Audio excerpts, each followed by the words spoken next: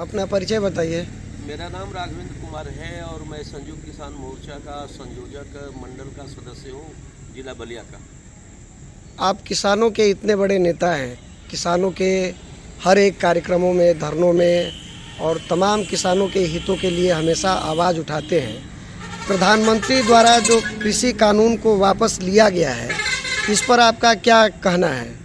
प्रधानमंत्री ने जो कृषि कानून को वापस करने की घोषणा किया है, यह तो खुशी की बात है, उसमें कोई संदेह नहीं है। लेकिन हम इस बात को कहना चाहते हैं कि प्रधानमंत्री जी ने जो घोषणा किया है, उस घोषणा को अमली जामा तब हम मानेंगे जब संसद सत्र चलेगा। 29 से संसद सत्र चलने वाला है।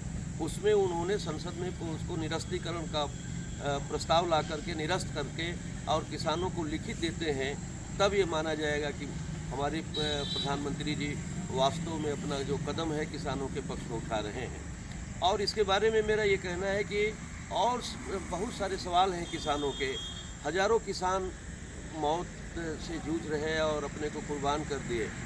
बहुत 50 लोगों पर जो है NSA लगाए गए हैं, राजद्रोह के मुकदमे लगाए गए हैं। ये सारे सवाल हैं जो संयुक्त किसान मोर्चा, जो राष्ट्रीय संयुक्त किसान मोर्चा है, वो हमारे प्रधानमंत्री से बात करना चाहता है।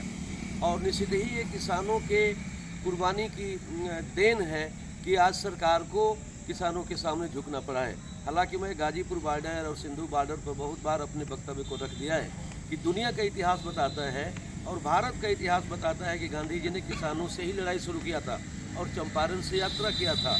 और जब नील विद्रोह हुआ था तब अंग्रेज़ों को भारत छोड़ने के लिए मजबूर होना पड़ा था। और आज भी मैं ये कहता हूँ कि जो किसानों की न्यायोचित मांग के साथ जो छल करते हैं, कोई भी सरकार हो, वो सरकार को हमेशा ही झुकना पड़ा है। इसलिए मेरा जो अनुभव है कि जो न्याय की लड़ाई है उसमें हमेशा ही न्याय जीतता है। आज किसानों का जो पक्ष है न्यायिक है और न्याय की जीत हुई है। ये बाबा साहब भीमराव अम्बेडकर ने भी इस लोकतंत्र को बचाए रखने के लिए जनता को आह्वान किया था कि लोकतंत्र की असली जो रक्षक होती है वो जनता होती है। कभी कभी शासक वर्ग लोकतंत्र को अपने हाथों में लेकर के दुरुपयोग करता है, जनता के विरुद्ध काम करता है, तो जनता को अंत में खड़ा होना पड़ता है, जिसका नतीजा रहा कि देश के अंदर देश के किसान, मजदूर और तमाम जनता खड़ी हुई। और आज मोदी जैसी ऐसी सरकार जो मैंने कभी नहीं देखा, जो दमन में सबसे आगे निकली और उसको भी सब किसानों के सामने झुकना पड़ा।